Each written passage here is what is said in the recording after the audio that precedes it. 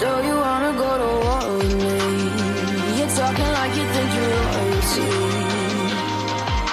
You think that I'm afraid, but I don't break. I heard you question my stability.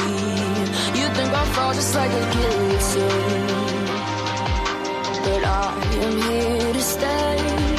Won't look away.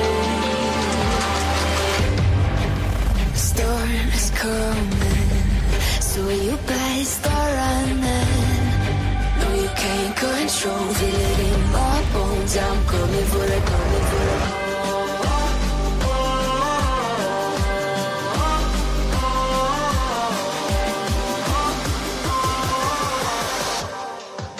I'm coming for the throne.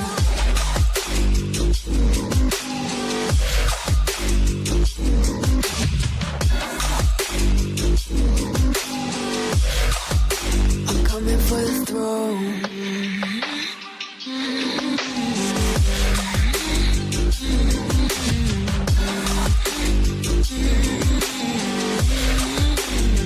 So you wanna be my enemy? You should've known I'd never kiss the rain. Ice runs in my veins, won't play it safe. I don't belong with your nobility. Who died and made you king of anything? You think that I'm insane? It's your mistake. Kingdoms rise and fall. I've come to take it all. I'll take it. I've come to take it. Kingdoms rise and fall. I've come to take it all. I'll take it all. The storm is coming, so you better start running. No, you can't control, feel it in my bones. I'm coming for it, coming for it.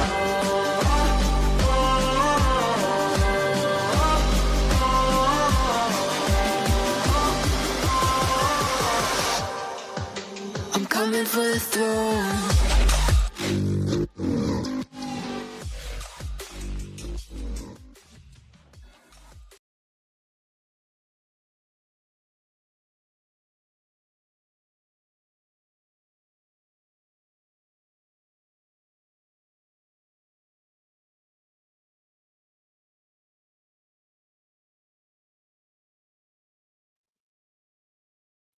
Sorry about that. I just realized that I had the outro playing for the intro. This, not the song, but the actual video. So sorry about that. If you noticed that, guys, sorry about that. I am still sitting at my desk. I just turned my titanium built light off since we're on Unfiltered with Tanya. But yeah, we're gonna get into some stuff. Let me see if this is gonna show my. It's gonna show on titanium built. My kitty is down here actually playing with her scratching post. Okay, kitty, go. That's what we like to see. Welcome in, everybody. It's good to see you guys. If you guys are new to the channel, this is Unfiltered with Tanya. And I did rescue a kitten yesterday, or on Friday. I'm sorry, on Friday. And so if you hear some stuff in the background, it's just the kitten playing with this little ball. It has a bell on it. So you can't help but to smile about that, right? And I'm glad you guys are all here. Hey, Ladybug. Hey, Casey. Welcome in, everybody. And thank you, Cromwell Reels, for gifting 5 memberships. I think I have some memberships to gift out, too. So don't let me forget, y'all, because it's almost the end of the month. Almost the end of the month. Can you believe it? We're already almost like to April. I can't even believe that. So happy birthday to all the April babies. Happy early birthday. This cat is going to be distracted me today. So basically, I wanted to come on here because we were talking on the other channel at the end of our live earlier just about everything that's going on with JLR and Magnolia and just JLR in general, and how a lot of people don't really know who JLR is, I feel like. Now, when I first came to the platform, I didn't know who he was either. I don't even remember my introduction to him. I think it was just like me knowing that he was just a troublemaker. Like I just remember hearing stuff in chats and like seeing things, you know what I mean? Like hearing things in the background about him. And then I just I never really was, part of his channel. Now, I did do I'm gonna admit this because I'm able to admit I had a dumbass attack when we were covering Idaho 4, and I thought this was, I think this was one of my it wasn't one of my first cases, but it was one of my few, my handful of first cases. And I took what he said because he was like, I remember he said something like, they found the killers of the Idaho 4. It was 2 people. And I think he said one of their names was Chad or Chris. I can't remember the names exactly, but one of the last names was, I think, White. I don't know if any of that rings a bell to you, if it's like fraternity brother or something. But I remember he said that, and I was like, oh my gosh, JLR just said this, blah, blah, blah. And I didn't double check. Like I should have. I should have double checked because you always double check. So now I never question my work because I never, ever, ever rely on someone else's word. I never will do that. That was the one time it happened to me, and that was the last time it happened to me, which I think it happens to every creator, in a way. That computer just turned on. So that's crazy. Yes, please hit the like button. That'd be great. Thank you so much. And thank you guys for all being here. So we're going to learn a little bit about JLR and his past. I was going over, I don't know how true Playboard is, or I know that there's a couple different websites, like Social Blade is not very, I don't know, it's not very legit. So if you want to I don't know, about the numbers, right? They'll say that some people, they'll say that they make $22 to $100 a month when damn well they're making 5,000 or something. Do you know what I mean? It's the numbers are usually off a lot. Now, I don't know about Playboard, but Playboard is a little different. You can look up the super chats on Playboard, and there's my kitten. And oh, come on, kitty, don't do that. Lay beside me. So there's my out of control cat. So on Playboard, he made, you ready for this? For the month of February? And super chats. I'm not talking about views. He had hella views. We all know that because he was down Nancy Guthrie's binoculars and all, I feel like. He made in super chats $33,178.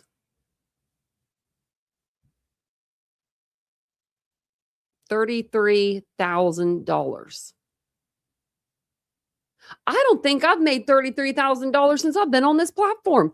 I can tell you right now, I haven't. I have not. And I've been on this platform for 3 years, almost 4. That's just super chats. What? Right, Aries? Yeah. Oh, thank you, Cindy. I love your name. That was my mom's name.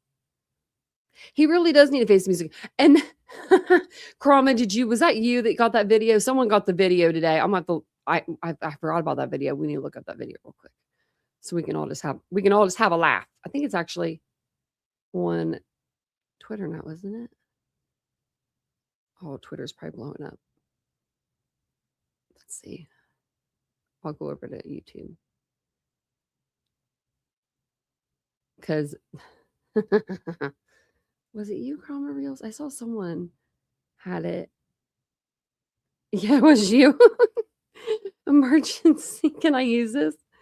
You just put it on 2 hours ago, though, so I won't. I'll let you get the views, but it is funny. Let me see if I can find it one. Where did I see it? I know I saw it on probably Nerdy. So basically, I'm going to show you a video. Basically, JLR is in fear for his life because Nerdy Addict, a guy on X, and White Boy Radio, a guy on X and on YouTube, mostly on YouTube. He has a channel. They went down to, they live in Florida, right? They live in Florida. So they just took a little drive down near the area of JLR's house. Nerdy Addict did call, because I did listen to White Boy Radio a little bit today. He did call the sheriff's office or whatever it is down there. And he asked them hey, is it okay if we, we're having this little protest? Is it okay if there's, we stand here and we hold signs? And they were like, yeah, do it. Just, that's fine. Well, They go down there. They have a mannequin because they say that he looks like a mannequin. And they, I don't know why I can't find nerdy. I don't know what I'm doing over here. But that's because I'm not looking in the right search bar. Oh, geez, Tanya, get it together. So they go down there. They have their signs. JLR's on his live. And apparently JLR was like freaking out because they were around the corner. And he was like, I'm in fear for my life. I'm going to end this here, but I'm going to keep this up if anybody comes and gets me. And like, come on now. No one's coming to get you. Okay. I think I found it. I think that Molly Golightly had it on hers too. Gosh, geez. Let me see if this is it. This guy's okay. Yeah, this is it. So the irony here is, right? She says, I'm coming to Florida. I'll go with you. And I don't even know her. Like, seriously, I'll go with you. I'll camp out in front of this house for a few days. Shit. You know how many views you'd have? It'd be worth it. And Florida, you get a tan, hella tan. I wouldn't need the spray tan. So that would be a good idea. I'll go to Florida. I have family in Florida. But no, JLR can go out and he can stand outside in front of anybody's freaking house that he freaking wants to. And I'm being real like vanilla with my words right now. So he can go and do all that. And, yell at people in front of their courthouse, which, I mean, I'm not saying that I haven't laughed at some of those, Alec Murdaugh, but like, these people are technically innocent until proven guilty. And he's calling them killers and murderers and yelling at them. He's going to people's houses. He's been outside of Nancy Guthrie's for like, she's been missing for 50, 57, 58 days. And he's been out there for 50 of them. Like, are you for real? Are we really living in this world that you can do whatever the fuck you want to do, JLR? But you are going to be so scared if two guys with some signs and a mannequin show up near your home. You coward. No, not I haven't heard about the Frankie picture. I don't think. I did see some stuff earlier on the Twitter. Let's listen to this. Yeah, no, I didn't know about it. Let me know. Has been stalking me. So this is JLR. For years, making numerous videos. So I might have to call the police and file a restraining order against. This is reasonably fear. This is some fear. I got this guy literally in front of my house right now. Seriously. In front of his house. They were not in front of his house. Not even a little bit. I got this guy, this stalker by the name of Matt DeMauro. And this guy's been stalking me for like years. Literally makes videos and stalks me. And I'm going to have to file police reports and file a restraining order. You can tell right there, he's not serious. He's not in fear. Oh, I'm going to have to go get a restraining. You know what I mean? Like, come on, you frivolous lawsuit mother trucker. He has filed so many frivolous lawsuits that he can't even file in some states unless he's got like 1,000% proof. He's got to go through the whole system himself before he can file something. That's sad. Against him. So we'll just keep this up just in case something happens to me. Somebody busts in the house or whatever like that. But yeah, this is pretty crazy that's pretty crazy that you would say that another person, that you would put that on another YouTuber. If you said, oh, I'm going to leave this up just in case they bust in my house. Who would do that other than the police? No one was going to bust into your house. There's no views in that. Because then it's over with. Someone goes to jail. You sit out front. And you videotape just like you do. And you make up stories. And you plant fake evidence all over the place. After 40 days, all of a sudden, we're finding shit. You're getting bored out there. Stalker Tell me different. Is on me right now. Whoa. He's literally live streaming in my neighborhood. And he's specifically targeting me. Whoa. All right. So yeah, definitely police reports will be filed, and I'm definitely filing a protection order tomorrow against him. That's true, but he's out there like saying that people are the people that did this when they're not. Like, he's still out there doing shit. People are getting pizza sent to the house, drinks, food. I mean, like, what? And I know that he didn't ask for it, but he probably did in a way. He probably was in his chat. I can guarantee it. Oh man, I could really use some food right now. I'm hungry out here. Pizza sounds great. And then one of his crazy people that are on his side, I'm sorry, but gotta be crazy to listen to him sometimes. They take it and they run with it. And they're like, I'm going to order him some Domino's. And then they send Domino's there because they know the address, because it takes 2 seconds to get. It's weird. Is it weird? Right, Aries?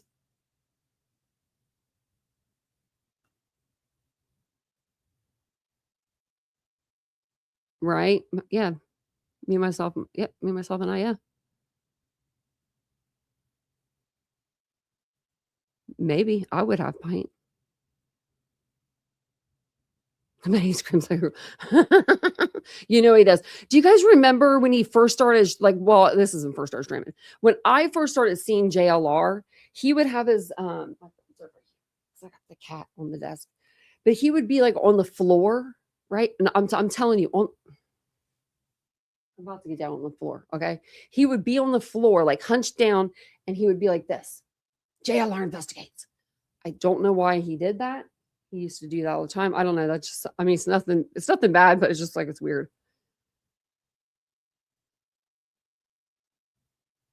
Yes. I forgot about that. He went there to the motel. Wasn't he knocking on the door? Oh, you said that, knocking on the door. Yeah. But he's in fear for his life. For sure. Him right here. So yeah, this guy right here. So just in case something happens. So people have been putting, I had to look and I'm like, what the? You know, the only thing you can do when it comes to these stalkers is just take legal action and, you know, let the police handle it. I might have to go contact the police right now and let them know and take appropriate measures, right? Scary stuff. So I think with that, I forget what county he's in, but we might need to FOIA that phone call. being said, I'm going to sign off and go handle things, but please pray for me. Please pray for my family. This guy here has been stalking me for years. Please pray for all the Sandy Hook victims. Please pray for everybody that you messed with. Okay, I'm going to let this play for a minute because I think my dog's out there doing something crazy.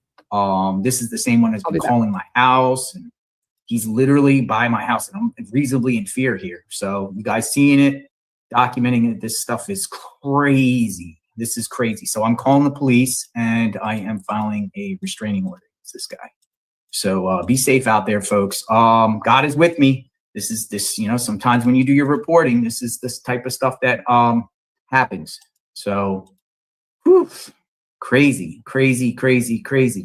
So should we end the live or should we just keep going? I'm scared for my life. I'm going to get the police involved. I'm so afraid, right, of these guys a quarter mile away or more. Even though he's saying they're in front of his house, they're not. He says, should we end the live or should I keep going? Dude, you're not scared. You're not scared of white boy radio. I mean, I would be. I mean, you probably are. You probably are. That's white boy radio. So he's down there with the sign right now. Kind of being iconic with Nerdy Addict. Let me see if I can pull up. Go to the actual, like, his actual things. I know that Nerdy did something. He had a funny video up. It was just a really funny video. What did he do? I text JLR and told him to send Nerdy my way. I'll give him my address. You got something to say to JLR? Say it to me. Oh my goodness. Okay. I wanted to see. It was right here. Look at this. He ain't right. He said. So they say that he looks like a mannequin, and he kind of does if you look at him. His face does not change. He has he does the Zoolander pose in every picture. You know, the bright eyes and the lip pout. Every picture. Tell me he don't.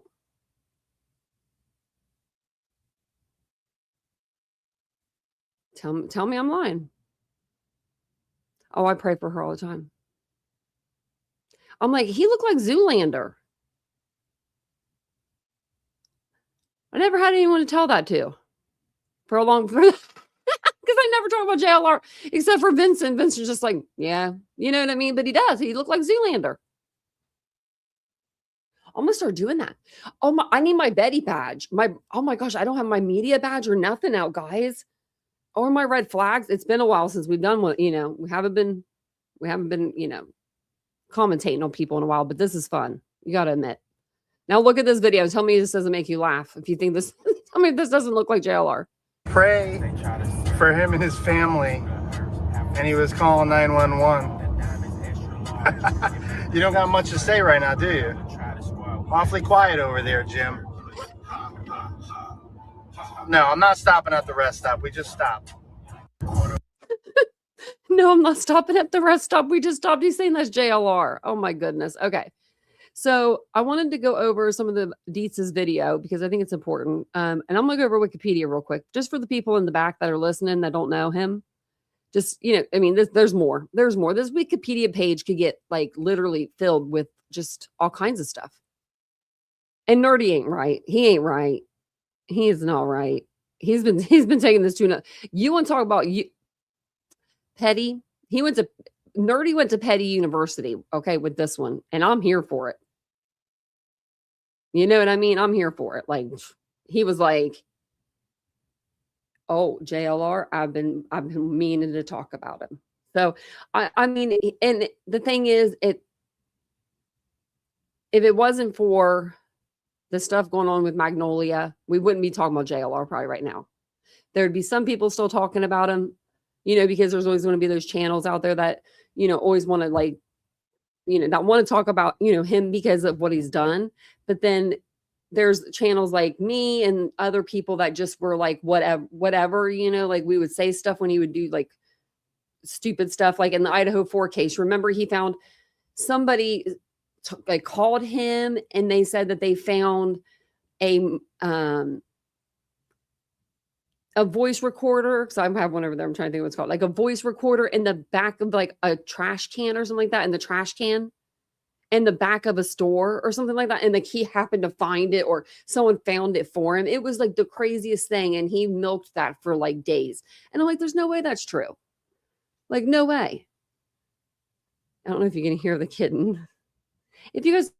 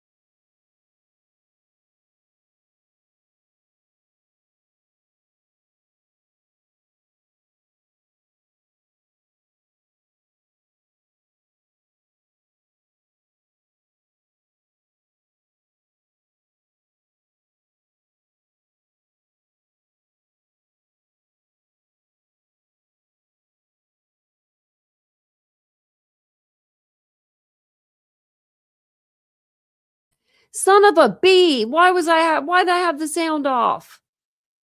I'm so sorry. I've been reading that for a minute. I'm so sorry. I'm so sorry. I don't know. Oh, the cat. The cat did it. I didn't have I was on the other page. I was reading away. You did that.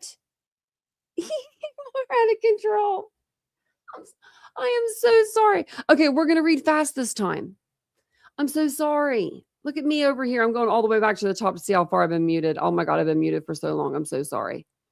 I'm so sorry. I'm so sorry. Okay, we're going to do this fast. So sorry. I'm so sorry. Oh my God, I'm so embarrassed. Yeah, the cat hit she's been hitting all this stuff, the little buttons. Oh my gosh, I should have looked.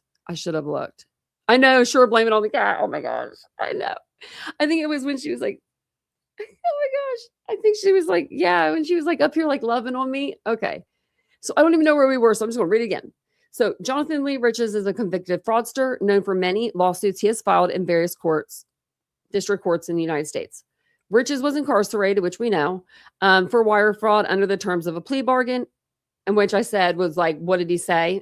And to get that plea bargain, I'd like to know. His release date was April 30th, 2012. He was arrested for violating his federal probation on December 2012 when he left Eastern District of the state of Pennsylvania without permission.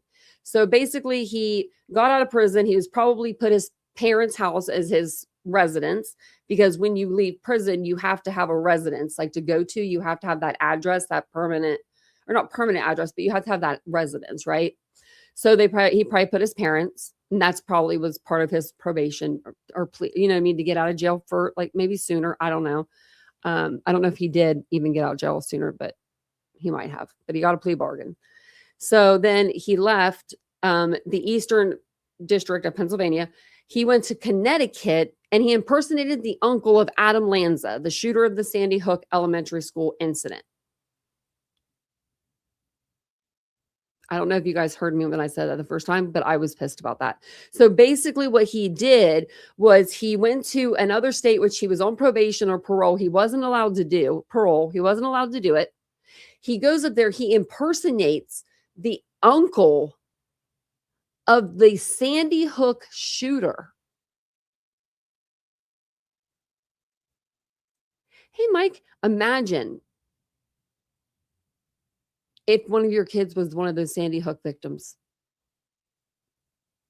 And now look at I'm going to read you all the people that not all the people, just a little bit of the people that he sued.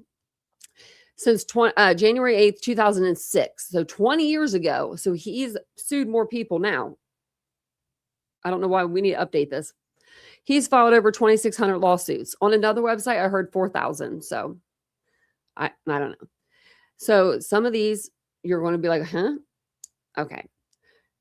New England Patriots coach Bill Belichick, President of the United States, former, George W. Bush, Attorney General of the United States, Janet Reno, Martha Stewart. Like, what did Martha do? NASCAR driver Jeff Gordon, former Atlanta Falcons quarterback Michael Vick, Steve Jobs, Perez Hilton, Somali pirates. What do they do? They kidnap him. And pop star Britney Spears. He also sued the late Benazir Bhutto, Perez, I don't know how to say his name, sorry, Musharraf, and the Immigration and Naturalization Service. And this is why. This is why he sued the Immigration and Naturalization Service on November 7th, 2007, right? To prevent him from being deported to Pakistan and tortured upon his release from prison in March of 2012. So he thought the United States was going to deport his ass when he got out of prison. And they were going to send him over to Pakistan to be tortured. Thank you, Nate, for becoming a member. I just saw that. Thank you. Yeah. I don't know, people that are just coming in, if you guys didn't hear earlier, he super chats alone. For the month of, so for the month of January, 1,792. That's still so much. I cannot believe it. But you want to know February? $33,178 just in super chats. That's not talking about his views, his millions of views that he was getting. It's crazy. Yeah, he tries to do Ghostbusters. We could name them. We could name them all day. Kim Kardashian. I mean, I think he was trying to sue Donald Trump. I thought he liked Donald Trump. 2000 or on April 9th, 2008, Richards filed a request for a temporary restraining order in the U.S. District Court against Grand Theft Auto publisher, Take-Two developer, Rockstar Games, claiming that the defendants put me in prison. I ain't never heard that before.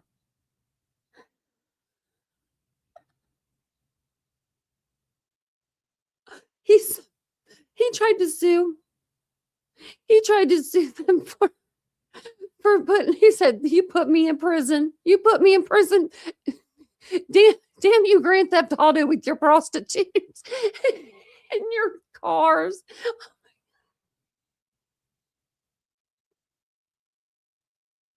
That's what we used to do. We used to just pick up the prostitutes in the cars and stuff when we would play. Oh my goodness. Okay, I'm getting heated. I'm like, laughing.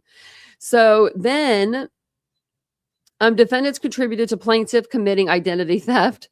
Defendants games show sex, drugs, and violence, which offends me. Richards continued. Defendants put me in prison. I face imminent danger from violent inmates who played Grand Theft Auto, who will knock me out and take my gold Jesus cross. Sorry. You ain't taking that gold Jesus cross in prison, honey. They ain't giving you that. You think you could wear your gold Jesus cross in prison? That's cute. You better start making one out of your hair. Richards attempted to intervene as a plaintiff in the Madoff investment scandal, claiming that he met Bernard Madoff at eHarmony. He met him on eHarmony.com in 2001 and taught Madoff identity theft skills. It gets better. It gets better. Just wait. Get your popcorn. In 2009, Richards filed for an injunction against the Guinness World Book of Records, seeking to stop them from listing him as the most litigious. I can't say that. I can never say that word. Okay, I'm going to make it say it for me because I can never say it.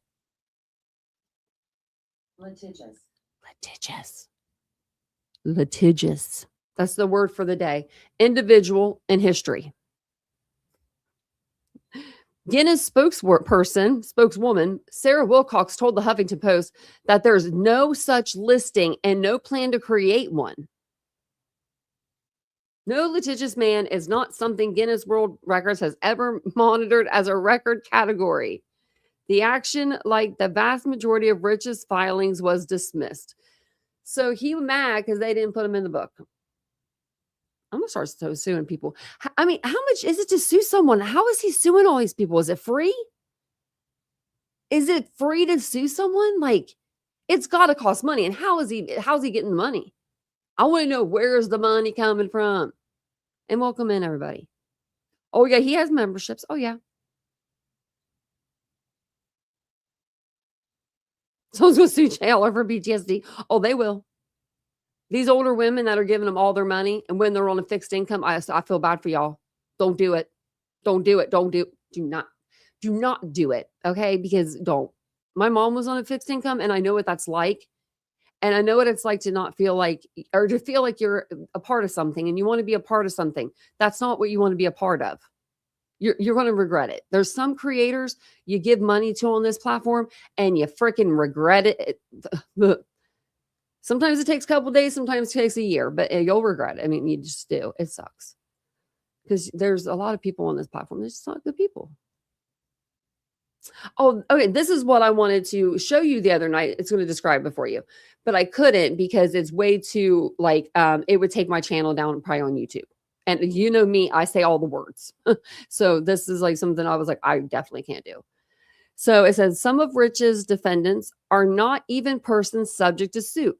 These include Adolf Hitler's National Socialist Party and the 13 tribes of Israel. He did a video acting like he was like a German soldier or something.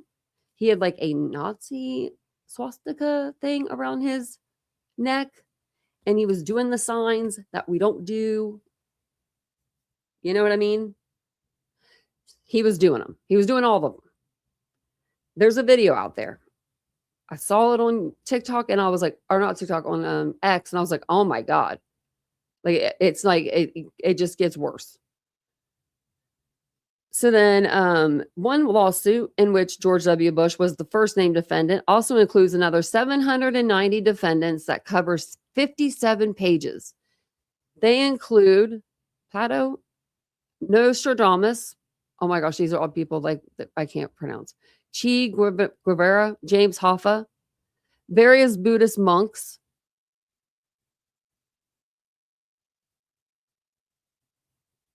the monks, all survivors of the Holocaust. No, he didn't. No, he didn't. No, he didn't.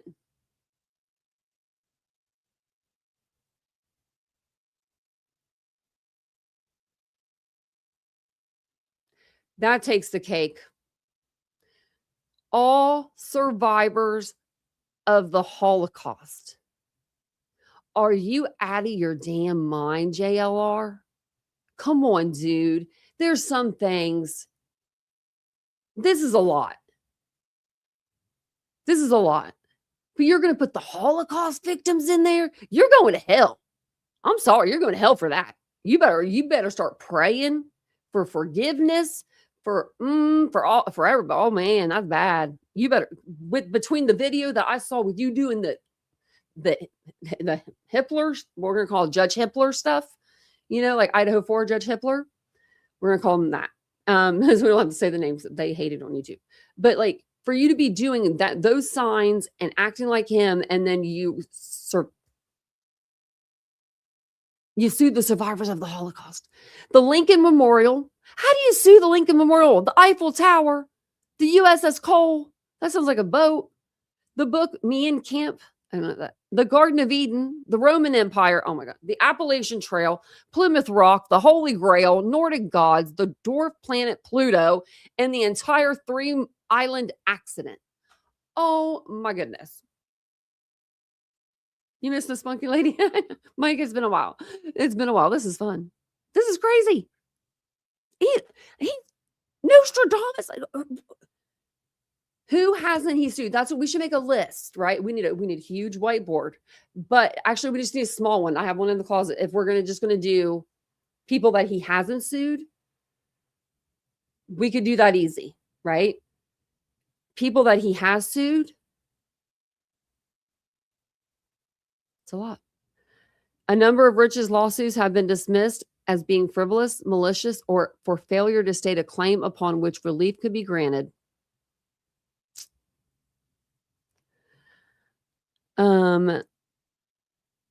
It says, opine that his lawsuits were clearly self-promotional. He is barred from proceeding in form of, I don't know what this means, but meaning the character or manner. Oh, to proceed in court without payment of the usual fees associated with the lawsuit. Yeah, he can't do that no more. In 2018, July, Riches was indicted by a federal grand jury in Arizona. He is charged with making false statements and other frauds after an attempt to file a lawsuit against Gabby Giffords, while posing as Jared Lee Lohner. I don't know who that is. An American mass murderer who pled guilty to 19 charges. Who's she? Oh, she was the one that was shot. Remember the lady that was shot? He filed a lawsuit on her.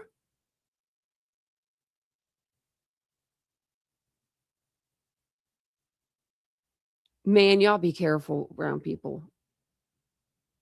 Some people are better at hiding it than others, you know? But it always shows in the way that you act. Like, you can't be fake all the time. Like, and it pops out. Like, it just, you know what I mean? It just does. And he'll probably sue me. I'll probably get a cease and desist, but that's fine. I mean, he said he's going to sue everybody that's talking about him. A collection of Rich's lawsuits was published on April Fool's Day. I love that. Maybe I get that. Where's that at? Now it's called Now Comes the Plaintiff. In November 2018, Rich's self-published Nothing is Written in Stone. Actually, I know some things that are. A Jonathan Lee Rich's Companion, which contains a selection of his lawsuits as well as an autobiography that he wrote. Rich's runs a YouTube channel, JLR Investigates, where he claims to be an investigative reporter. Yeah. Oh, yeah, he tried to do Kanye West. Yeah, he really sued a lot of people, didn't he? Yeah, he always will be. Okay, so I might, let's see.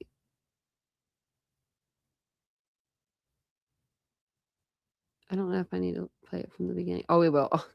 I missed this little deets. I haven't seen this in such a long time, and it's when she was like that little character before, like, you know, she like came on as herself. I don't know. This was like this is how I like remember like being introduced to her. So I want to play you this video because it is very important. I promise you, you're going to be like, what?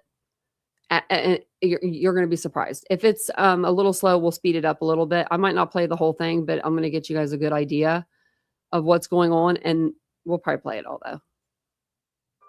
It's pretty interesting. It's very. Deets' link in the chat. Hey y'all, so I have been working on this one for about a week now. It took a little bit of time to do all the research and gather all the material, but I want to show you all why I believe that Jonathan Lee Rich's is the ultimate true crime tragedy parasite. Yes, different from tragedy pimp.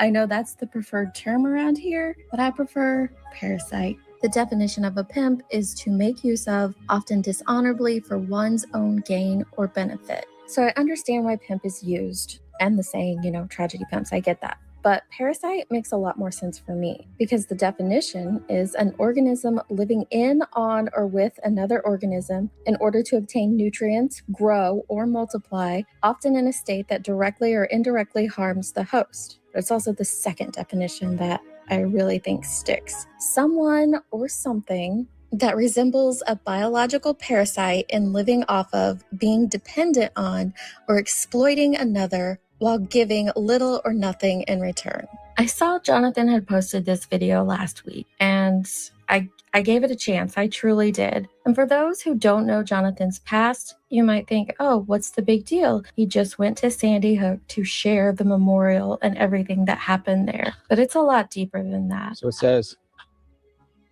welcome to the memorial honoring the lives of the victims of the December 14th, 2012 shooting at the Sandy Hook Elementary School. This is a special place of quiet and reverence, place for the families of the victims and for the community to reflect and remember. Encased within the stone is the sacred soil created from the many items left in the spontaneous memorials throughout the town on the days following the tragedy. After reading the plaque, all Jonathan does is walk you down and show you the memorial and read off the names. I kept waiting for it, for the apology that never came. At the end of reading off all the names of the victims, he said that he was praying for them. And I want to believe that, but I just can't. I'm sorry. It felt like to me he was exploiting them all over again. It might have been in a little bit different way than it was over 10 years ago when he exploited them the first time, but it feels like he exploited them nonetheless, using them solely for content, nothing informational or educational at all about the visit, and more importantly, no apology whatsoever for what he did 10 years ago. I know he did all the legal stuff beforehand and the fishing and all that, and we'll get into it. But to me, Sandy Hook is where he perfected his true crime, parasite, trolling career. And it's just spiraled since then. For us to fully understand how Jonathan got to this trolling parasite entity that he is now, we're going to have to go back to the beginning. And everything that I'm reading, the articles will be referenced in the description under this video. Some of the articles are no longer available, but their newspaper or their affiliate will be linked also. In the early 2000s, when the less affluent, the technologically unsophisticated, and the simply reluctant masses were just starting to find their bearings online, Jonathan Lee Rich's helped develop the identity theft technique known as phishing. He was in his mid-20s, living in Florida, and collaborating with teenage chat room acquaintances in Texas, who used spam emails to trick victims into disclosing personal information. Rich's role was to monetize the data, which he accomplished by seamlessly navigating the online and offline worlds. In contemporaneous news accounts, investigators described the way Riches would stroll into a bank, flash fake identification, and coolly impersonate his mark, convincing tellers to hand over thousands of dollars in cash. The consequences reverberated widely. By the estimate of the FBI, the group charged more than $1.4 million to accounts opened in the names of about 2,000 people. Rich's own parents, who live in a small town in Pennsylvania, served probation for failing to fully cooperate with investigators. He was sent. His mama and daddy helped him. They gave him that house too. They lives in Florida. Sentenced to 125 months in prison for fraud and conspiracy. Riches kept up a steady legal correspondence on his case. In March of 2006, from a medium security prison in South Carolina, he filed a motion seeking the return of confiscated assets, including 23 new PlayStation video games, a commemorative Super Bowl football, 66 new shirts with tags, I wonder if they all said media, a plunger, a subwoofer, and a box of life vests. The document drew little attention or sympathy, and a judge ordered the items forfeited to the FBI for donation to Goodwill. In hindsight, though, She said, I wonder if they all said media on them. Oh my goodness. his signature on the sworn statement, Jonathan Lee Riches with the copyright symbol at the end, signified the start of an improvisatory publicity campaign. He used the copyright symbol that same month in a 9-page conspiracy complaint seeking damages of almost $400 trillion, backed by gold or silver. Filing his suit in the Eastern District of Pennsylvania, he named several hundred defendants, including President Bush, Pope Benedict XVI, Bill Gates, and Kofi Annan. Rich's lawsuit was eventually dismissed on the grounds of failure to pay a $250 filing fee. But a more pretentious result did emerge. His work had been sucked into the internet's slipstream with viral results. At this point, we are in the middle of 2006. At this point, his image begins to appear regularly on legal blogs such as Dreadnought, Above the Law, and even the hard-hitting Smoking Gun. One blogger called him America's favorite serial litigant. Over the next Look at 6 this. years, he became This isn't her just recycling and going back through. These are all separate filings that he put in.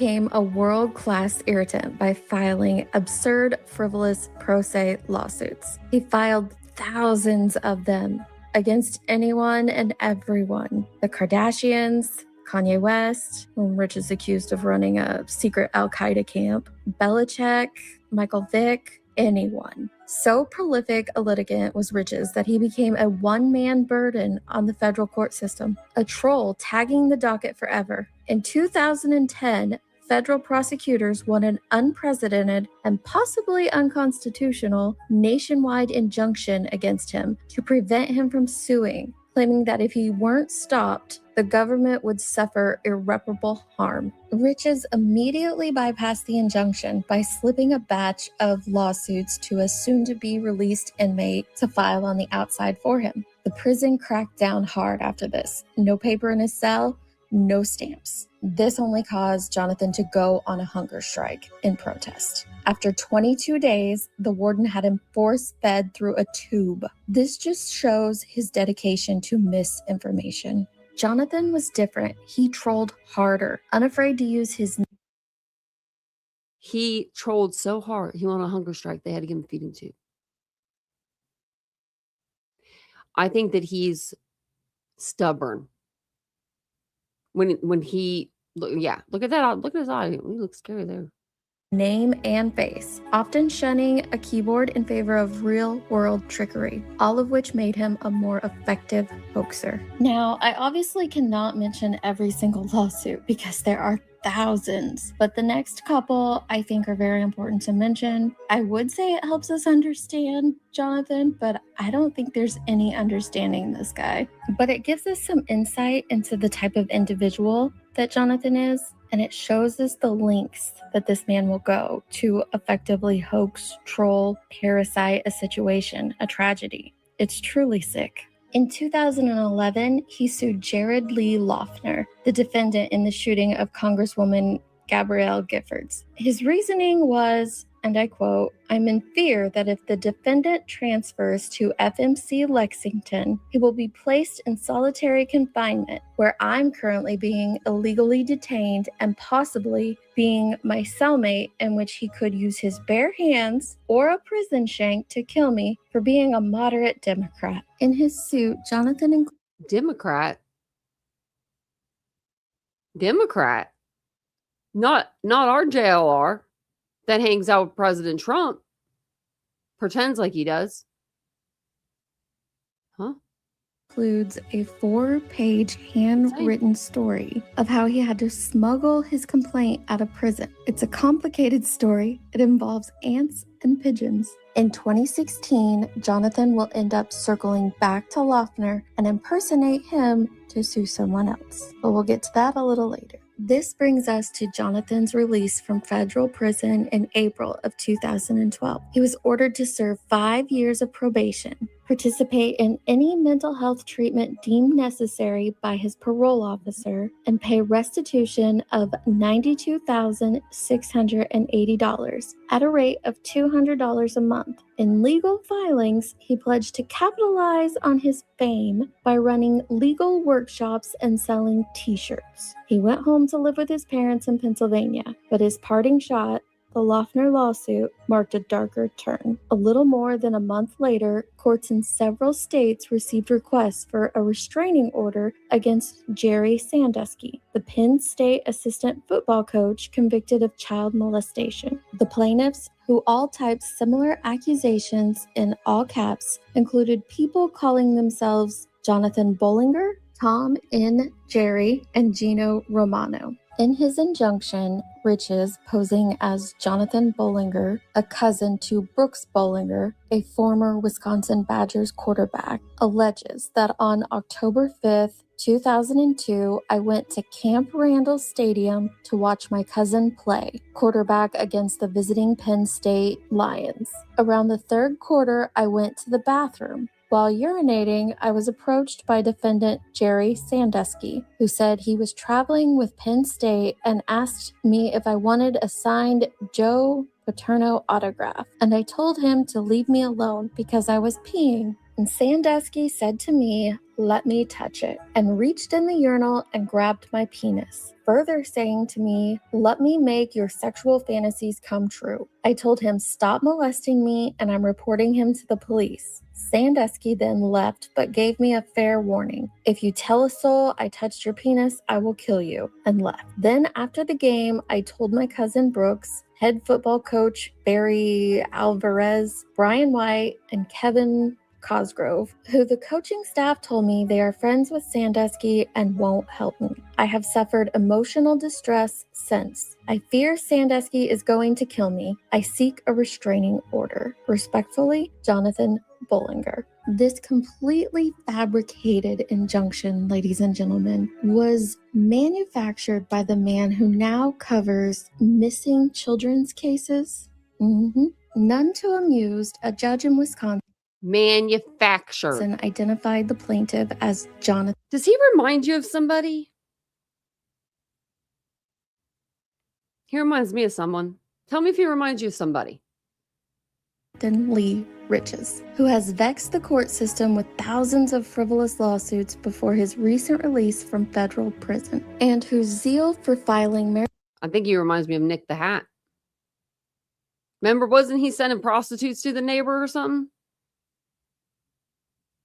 Maybe that's why. Maybe they'd be good friends because they worked together before the Daniel Convacanti case. Maybe they could be friends. atrocious actions against newsmakers, celebrities, athletes, and politicians continues unabated, threatening to hold Riches in contempt The judge wrote, aside from the incredibly tasteless act of filing these false accusations in light of the very real victims of sexual assault against children, the individual involved here appears to have committed a fraud on this court. The admonition carried serious consequences, including the threat of a report to his probation officer. In a letter to the judge dated July 13, 2012, Riches denied any knowledge of the lawsuit. He requested an attorney and a mental health evaluation because, quote, I don't know what this paperwork means, quote. Seriously, Jonathan?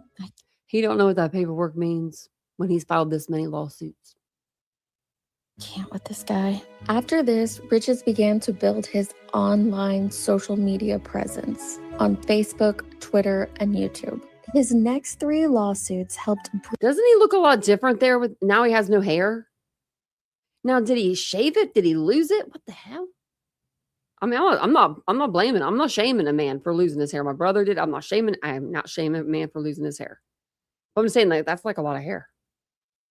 Bridge that gap between online hoaxes and real-world antics. His behavior was beginning to escalate. In October 2012, he posed as Selena Gomez's father and filed a federal complaint against Justin Bieber for stealing his credit card and using it to pay for a penis enlargement.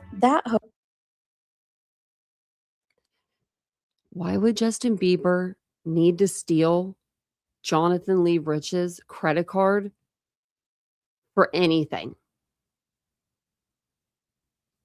Especially a penis enlargement. Who the hell does that? Is that even a thing? I mean, I know that we can go down that road, but I mean, it's like surgically, is that a thing?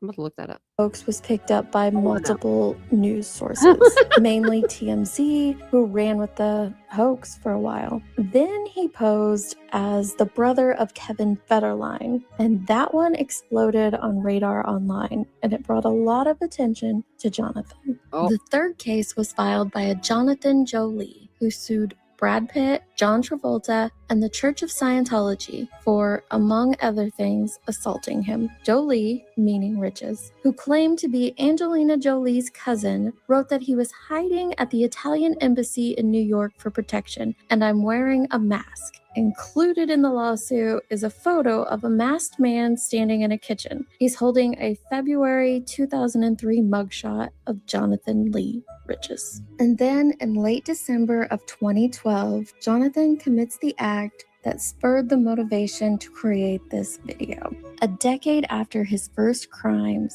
of stealing personal profiles and going into banks to get cash advances from the identities that he stole, Riches begins venturing into the real world in search of material to post online. 2 days after the massacre of 26 children and educators at Sandy Hook Elementary School, Jonathan Lee Riches filmed himself driving to Connecticut. In the car, he displayed a photo of Adam Lanza, the accused killer, attached to a doll. He drove past recognizable landmarks, tried to approach the Lanza home, and turned back at a police checkpoint. Riches then drove to a makeshift He tried to go to the Lanza home.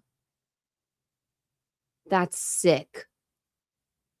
memorial site in Newtown. Now, in his YouTube videos that he uploaded later online, he looked around the area for a while first. It then goes back to the memorial site where he identified himself to reporters as Jonathan Lanza, uncle of the school shooter. It was reported by the New York Daily News and other media outlets. He told journalists that the killer had been taking Fanapt, an antipsychotic drug prescribed for the treatment of schizophrenia. As photographers snapped away, Riches dropped to a knee and feigned praying for the young victims. Of course, as we all know, this was completely fabricated. Riches has no connection whatsoever to Adam Lanza, and he used this tragedy, this traumatic experience for the entire country. It's the worst school shooting, mass shooting in history. And Jonathan Lee Riches used that tragedy like a parasite. He exploited the hell out of it, and he was proud of it.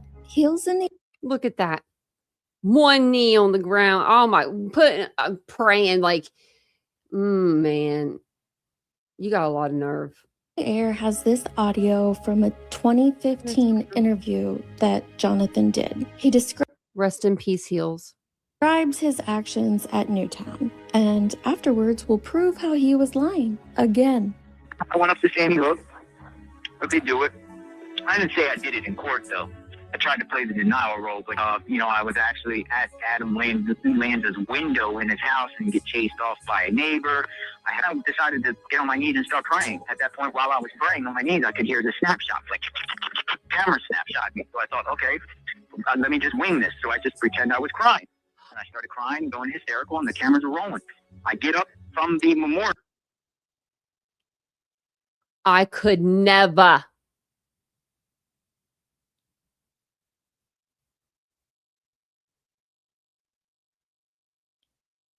There's the difference between you son of a bitch. You know what I mean? That is just disgusting.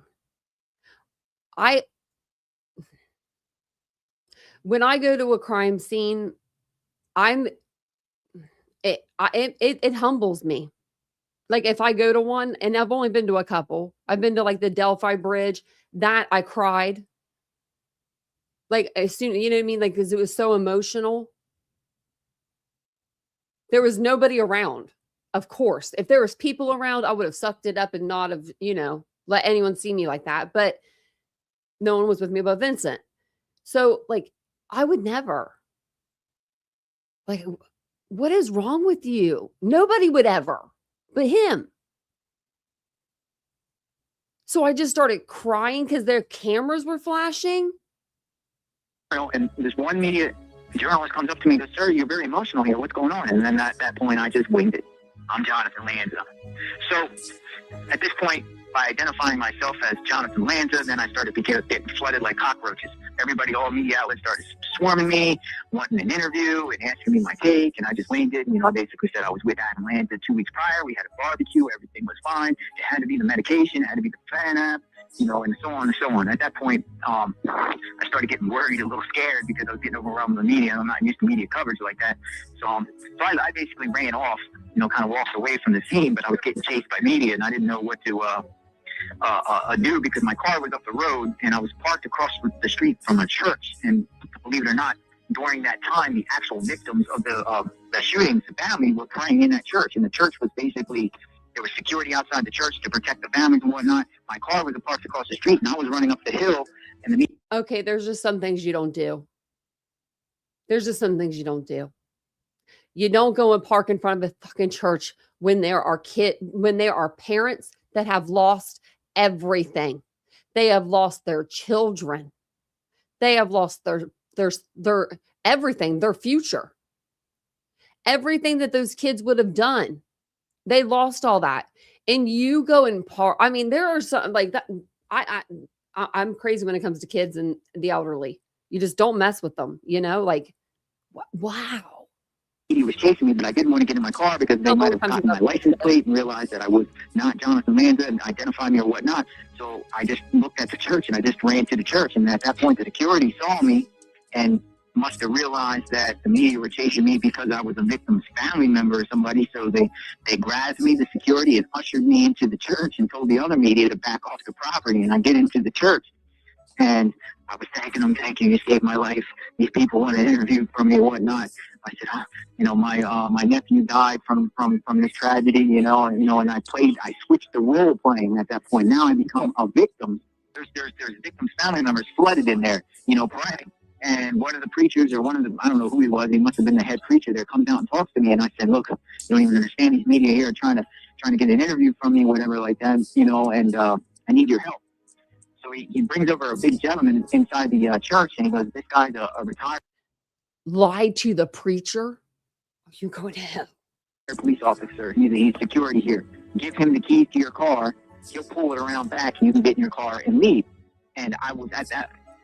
For a second, I was going to give him my keys, but I realized on the front seat of my car was Adam and Ryan Lanza dolls that I had with. So I said, I can't go that route. But I said, I need some help getting out of here, whatnot. And he said, well, come down to the basement. I'll give you a change of clothes, like a disguise. And this guy here, he had like some escort guy. He said, he'll take you through the woods, through the town, down the street, and you can go about your way. And I said, okay, cool.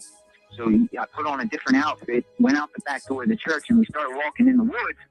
And then I realized how, this is ridiculous. It's cold, whatever. So I just gave my keys to the guy that they had with me. I said, look, dude, here, just take my keys. This is my car. It's across the street from the church.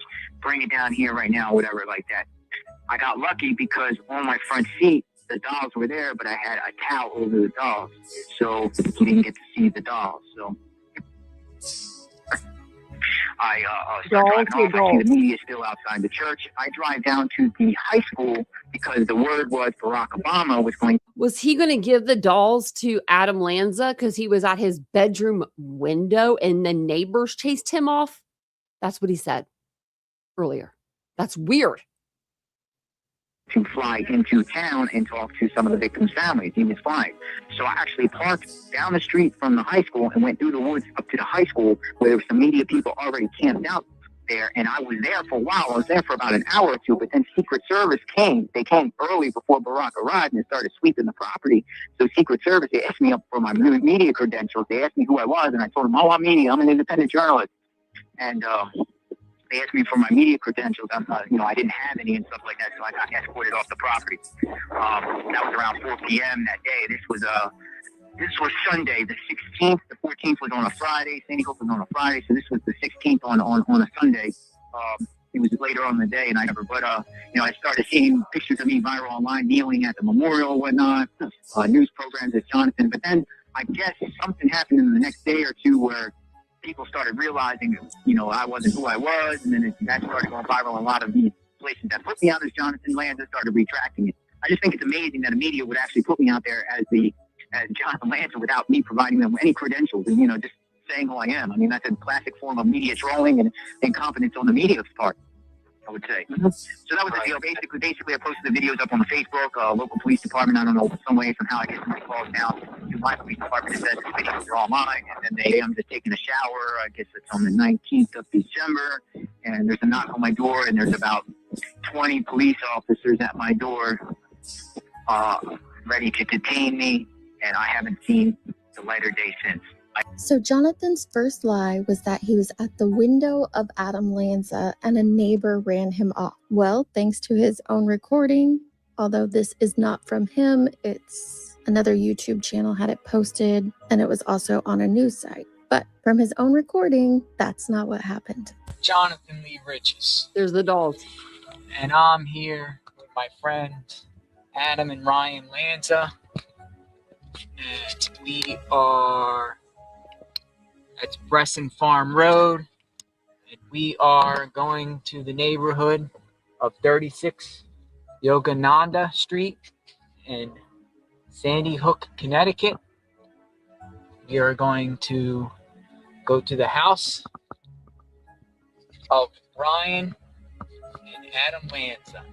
Okay, I removed the audio and sped this next part up because all he's doing is driving up to Adam Lanza's house with his creepy ass dolls. I wanted to leave the audio on the first part to prove to you that it is in fact Jonathan Lee Riches. You can tell that from his voice, but there's also a part coming up where I will freeze it and you can see his face. So we know it's the day he went to Sandy Hook. He's attempting to go up to Adam Lanza's house. He gets turned down by law enforcement, other people protecting the house, and asked to leave. There is no neighbor. He didn't go up to any window. He never even got out of the car. Just more fabrication from Riches. Everything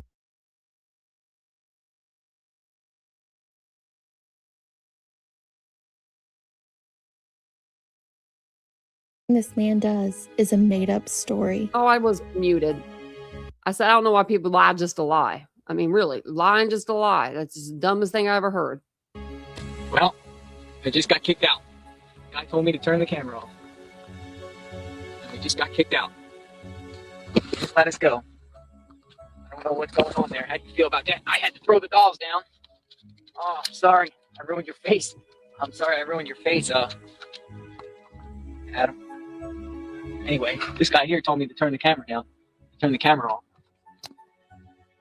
There's a couple other lies that Jonathan tells us in that audio clip, right? There's about 30 minutes of video from his trip to Sandy Hook. I'm not going to share all that because it would just be ridiculously long, but there's a few pieces of audio I really want you to hear. You'll see there, down that street there, it's Sandy Hook Elementary School. Police are not letting anyone go past there unless you are law enforcement. I believe they're trying to cover something up. I believe this whole incident was a false flag attack. I believe that Adam Lanza was mind controlled by the Illuminati or possibly by some sort of New World Order global elitists. I'm here as a truth seeker to figure out what's going on and to find answers, because this will affect every American with the taking away of their civil liberties and the disarmament. There were multiple memorials around Sandy Hook, and Jonathan visits them all. Jonathan Lee Bridges, Sandy Hook Elementary School. If he thinks Adam Lanza is freaking innocent, then why is he going over here to the kids' memorials, you sick freak? I mean, I'm sorry, that's just sick. The front Get out of there. They're not letting anyone in. And look, he ain't got no flowers to put down or nothing. You went there empty-handed? That is just that's disgusting. I'm sorry. I'll say it. I'll say it. You're gross. Adam Lanza was a victim of a mind control experiment orchestrated by the Illuminati. And I'm here to solve the puzzle. Jonathan Lee Bridges. And today is December 16, 2012, and I'm behind the crime scene. I've made it behind the police. And this is downtown Newton, Connecticut, site of the Sandy Hook school shooting massacre. So we've heard twice now that he was unable to get access to the school. Praise the Lord. And we're about to hear it for a third time. And I was just down at the Sandy Hook school, but they wouldn't let anyone in. They got it blocked off.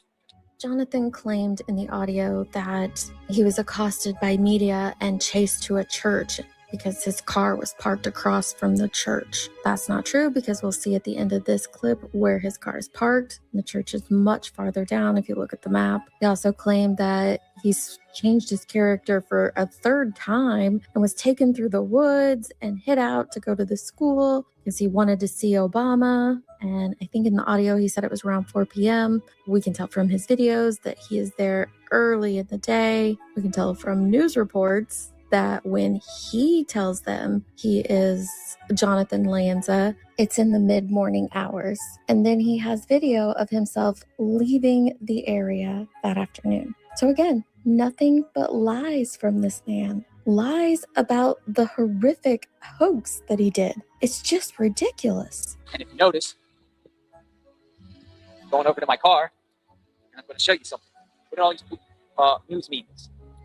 But when we go into my car, what do we have here? What's under the masks? Yeah, it's Adam and Ryan Lanza. And we're together in downtown Newton. And I'm here to seek the truth.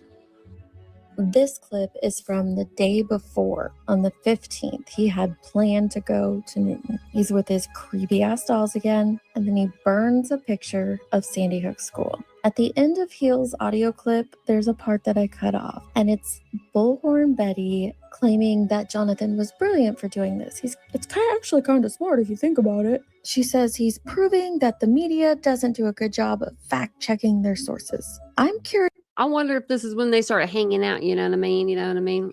You know what I mean?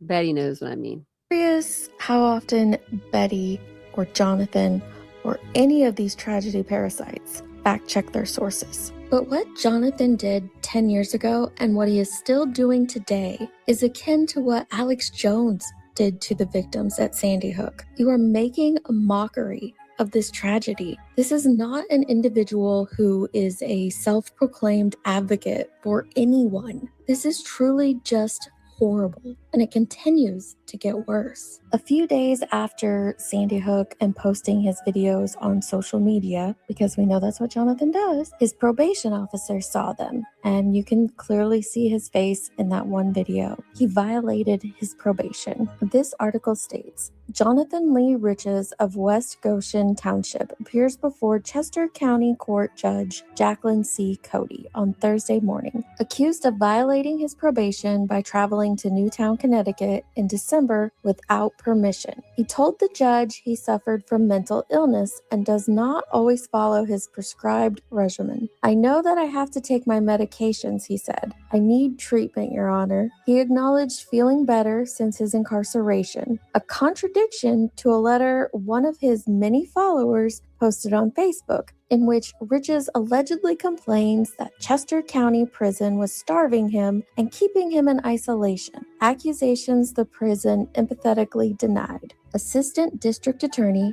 Andrea Cardamon told the judge that the offense marked Riches' fourth probation violation since 2000, a history of disturbing infractions that was interrupted while Riches spent 10 years in federal prison for duping AOL customers into giving him personal information that he used to make fraudulent purchases. He was paroled in April. In addition to making harassing, obscene phone calls, Riches has filed forged documents claiming he was working for an Illinois law firm, posted personal data, including a social security number of his probation officer online, and demonstrated a kinship with recent mass murderers, Cardamon said, recommending a 1 to 5 year state prison term. Defense attorney Robert J. Donatoni acknowledged that his client needed to be punished. However, he urged an 8 to 12 month county sentence. He pointed out that Riches' behavior also prompted a federal detainer. The federal government is waiting to see what happens here, Donatoni said, suggesting that the federal system's medical facilities are better equipped to meet Riches' needs. He's mentally ill, Donatoni said. I don't say that as an excuse. Bullying is downright narcissistic, shameless, and disgusting. Where were we? Okay, we were on this part. I know we were back here somewhere. Okay, right there. Sorry about that. Okay, I don't know if I was muted, so. Pointed out that Riches' behavior also prompted a federal detainer. The federal government is waiting to see what happens here, Donatoni said, suggesting that the federal system's medical facilities are better equipped to meet Riches' needs. He's mentally ill, Donatoni said. I don't say that as an excuse. I say it as a statement of fact. Donatoni said Riches was delusional enough to file record number of lawsuits from federal prison, citing a suit against Hurricane Katrina as an example of his client's tenuous grip on reality. The suits, many of which garnered headlines, were so frequent and frivolous that a federal injunction was filed and Riches ended up in solitary confinement, Donatoni said. Before issuing her decision, Cody watched a brief portion of the YouTube video that landed Riches back in prison before indicating that she had seen enough. In the video, Riches talks about being a truth seeker who will determine how Lanza was mind controlled to unload his weapons on school children. I know mental illness is a difficult thing to live with, said Cody, but she said things have been getting worse and worse to the point of causing serious emotional harm to a lot of people. Riches' parents and a family friend attended the hearing. Also in the courtroom was West Goshen Township Detective David Maurer, one of the officers who has fielded concerns from people across the country about some of Riches' postings. Police said they have been monitoring Riches since his release in April. In fact, that vigilance generated Thursday's hearing. While watching the December video in which Riches describes approaching the Connecticut residence of Adam Lanza, officers saw Riches' face briefly when he dropped the video camera. Because Riches had not notified his probation officer of the trip, he was cited for the violation. After the hearing, Donatoni said he is concerned that Riches will not get the help he needs in state prison. He said he expected federal authorities to impose an additional penalty, although no hearing has been scheduled. He said that term could be consecutive to the Chester County sentence. A strictly penal sentence will not serve anyone. He's seriously mentally ill, said Donatoni. He needs to be in a place where he can get treatment so he doesn't get worse. Cardamon said she was pleased with the sentence, in particular because it prioritizes the need to protect the public and the community. She said both Chester County and the federal authorities have been attempting to address Mr. Rich's mental health needs for over a decade. The sentence imposed by the court today ensures that the community will be protected while these efforts continue. I don't take the claims about Jonathan's mental health lightly. However, I also don't take what is happening to these victims lightly either. And maybe you're saying the same thing that Betty says here. A shooting that happened in Sandy Hook. and him making a joke of it and that type of stuff. There's been no answers for that. But when you realize that was over a decade ago, and you realize that was like 12 years ago. So, okay, yeah, this was over a decade ago. I get that. I would like to point out to Betty and Jonathan that they have harassed people whose criminal records are well over a decade ago as well. Lots of people. But it's okay for Jonathan? Let's go ahead and see what he's done since then, though. Has he changed his behavior? Jonathan spends 3 years in prison for that parole violation. I can't find much on him during his time in there until the very end. On March 18th, 2016, Riches knowingly and willfully made, used, and filed a false and fraudulent writing and document falsely and fraudulently posed as Jared Lee Loeffner. In the phony lawsuit, Riches sought $25 million in punitive damages from Giffords for emotional and psychological distress. While posing as Loeffner, Riches said Loeffner was illegally incarcerated based on false statements by Giffords. He also couldn't help himself, and he had to get involved in filing a lawsuit on behalf of Jason Dalton, the Kalamazoo spree shooter. Multiple media outlets reported about the jaw-dropping $10 million suit that Jason Dalton, the alleged Kalamazoo spree shooter, had purportedly filed against ride-sharing company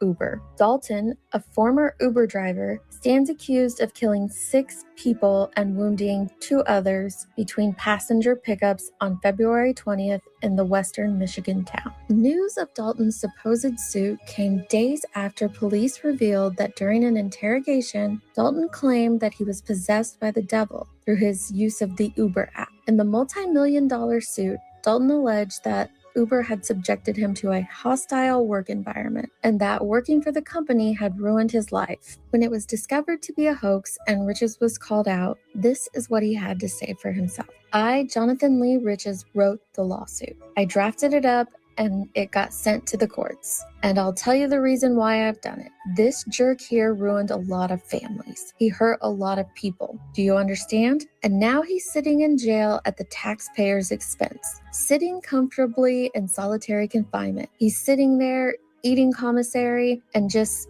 sitting nonchalantly. Well, it ain't happening. I'm speaking up on behalf of all the victims of this tragedy. My intent was to file the lawsuit, not necessarily to fool the media, but I wanted to create a lot of hostility towards Dalton. He's sitting in prison comfortably. You know, if you file a bunch of lawsuits in an individual's name, the clerk of court and the court will pretty much authorize the prison to take $350 out of that person's account because they have to pay the filing fees.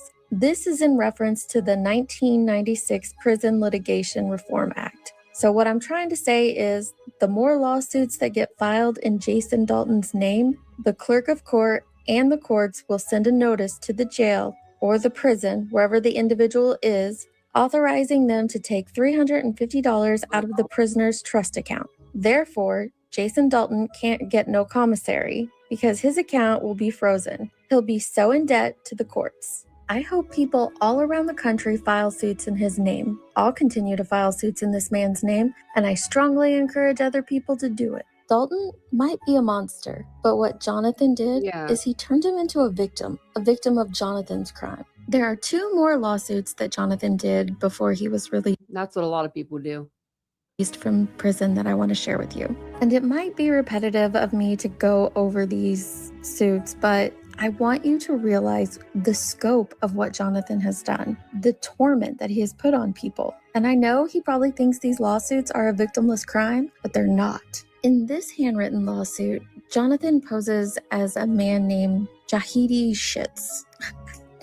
I don't know if that's how you say it, but that's what it looks like. And he sues a couple that have recently won the Mega Millions in Tennessee. He alleges that he was in contact with their daughter Tiffany, as well as the winners themselves. He states that he lent the money to Tiffany Robinson for the winning Powerball ticket that her parents purchased. Some of the comments made by Jonathan in his lawsuit go beyond frivolous. He actually tries to claim that he was in personal contact with the Robinsons' daughter, Tiffany, and that he wanted her to be his Muslim bride, to leave America with her and live in the land flowing with milk and honey. The lawsuit has caused many Was he Muslim now? Democratic Muslim? alarm and sparked conversations regarding the safety and security of lottery winners, especially those who win huge amounts of money like the Mega Millions and the large Powerball jackpots like the Robinsons did. This is what Jonathan wrote in that lawsuit. I am the actual true winner of the Powerball jackpot. For the last 2.5 years while I was incarcerated, I was pen pals with Tiffany Robertson. She was a fan of mine and a Facebook follower, and she wrote me dirty letters, which I have as evidence. And she said she wanted to marry me when I got out of prison. Tiffany told me that no one on this earth treats her better than me, and then I sent her $20 from my prison trust fund account and told her to use the money for Powerball tickets, because if we win, we will leave America and live on a remote island full of milk and honey. And I told Tiffany to give my money to her parents, Lisa and John Robinson, to buy Powerball tickets because they couldn't afford to buy. And they promised me if they won any Powerball, I am entitled to half the winnings. Now I find out this Robinson family won the Powerball. Tiffany changed her number. The whole Robinson family defriended me on Facebook. I am not in prison no more. He was in a halfway house at this point. I am a practicing Muslim, and Tiffany was going to be my Muslim wife. And now I'm homeless. I had to borrow pen and paper to write this restraining order. Now, the whole Robinson family are going to run around this earth spreading Powerball money that belongs to me. I am so heartbroken by this injustice. I feel Tiffany conned and bamboozled me and manipulated my love for $20 and sold me out. Now she is laughing at me while I collect crumbs. I had to go to a psychologist to get depression medication because of Tiffany Robinson. She's responsible. I seek a restraining order against the Robinson family collecting any Powerball money. The money belongs to me. I paid for the winning ticket. I seek a full congressional investigation. I seek half of the Robinsons' earnings. I pray for relief. If we have learned one thing from Jonathan's lawsuits, it's that he can easily conjure up a story, a narrative, twist facts to bend in his favor. And we see him do this frequently now in true crime. It's disgusting. The last lawsuit that Jonathan Lee Riches files before leaving prison halfway house situation that he was in is kind of ironic, but he files a suit seeking an injunction and a temporary restraining order to stop Donald Trump from running for president. I can't even.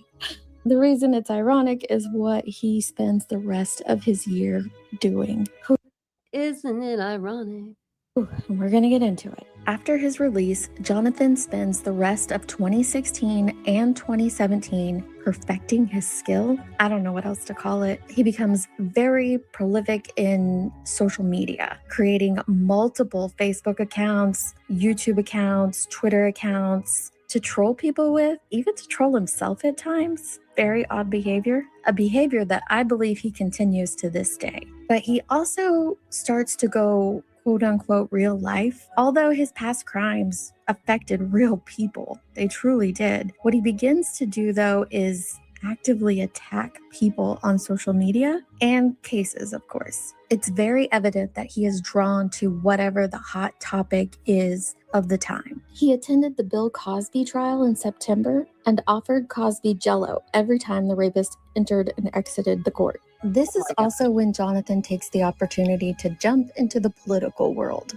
and troll the shit out of it. One particularly successful ruse was posing as a Muslim and attending political events. He did it at a Trump event in Pennsylvania on October 1st, 2016. And then just 3 days later, he was front row at a Hillary Clinton town hall in Haverford, Pennsylvania, representing Muslims for Clinton. That appearance led to Riches being featured in the lead image of a Breitbart story, attacking the Council on Islamic American Relations, a Muslim civil rights and advocacy group that the political right has used as a boogeyman to whip up Islamophobia. While all of Jonathan's political trolling is downright narcissistic, shameless, and disgusting, this situation at the end of 2016 sheds a lot of light into who Jonathan Lee Riches truly is. After Trump won the election, Jonathan took to trolling anti-Trump protests rallies that were happening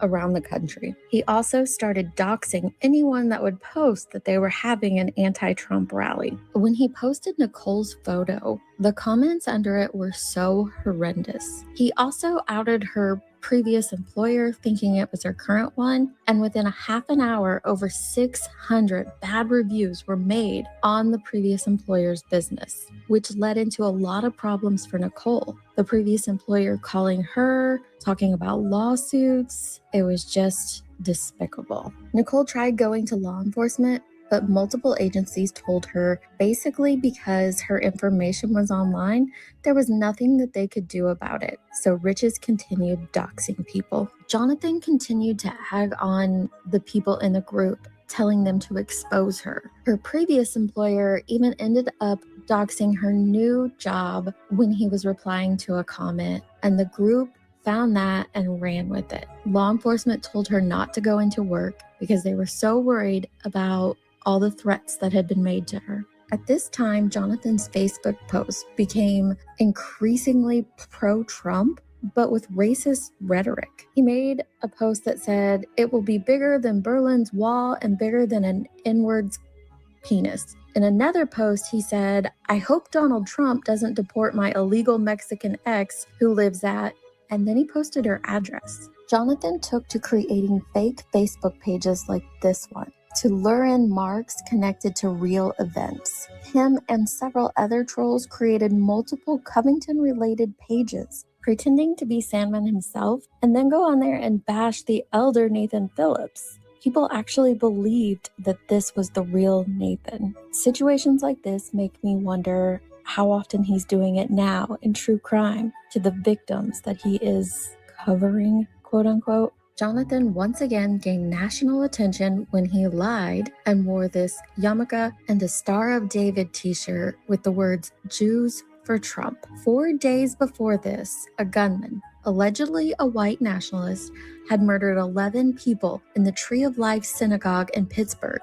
Jonathan told the reporter, "I sometimes have visions of potential confrontations with Proud Boys, or with white supremacists, or with some other Trump supporter who might not appreciate having Jews around. But it's never happened. To be honest, everyone I meet at the rallies feels like family." The material was just too good for every news article not to publish it, right? Until it turned out that it was a complete hoax. And a few days later, the New Yorker had to take the article down when they found out that Jonathan Lee Riches was indeed not Jewish. In November, Riches released a book about his litigation exploits called "Nothing is Written in Stone." One of his co-contributors also writes for white nationalist publications. In 2019, Luke O'Brien, a reporter for the Huffington Post, does an interview with Riches, where he answers some questions for him. I think it's important to go over these answers again, just to give us a little insight into this bizarre mind. Luke asks, "How long were you in prison?" Riches says, 10 years. Got out, and then I went to... He like got rid of the Muslim kind of beard and went full on country. Nothing wrong with country. He's like fake country. He's like just got a beard and a hat, and it's like you just got a beard and a hat, and it looks really bad.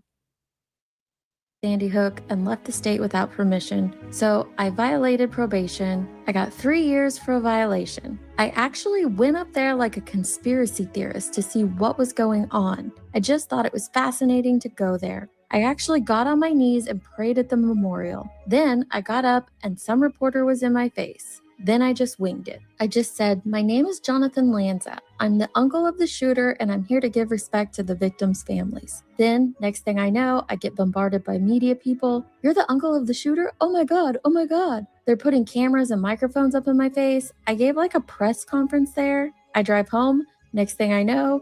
Do you remember when T-Rev got canceled because he had his buddy crawling into a show pretending like he was other people? I think this is a little bit worse than that. And JLR's rocking over there with 500,000 subs.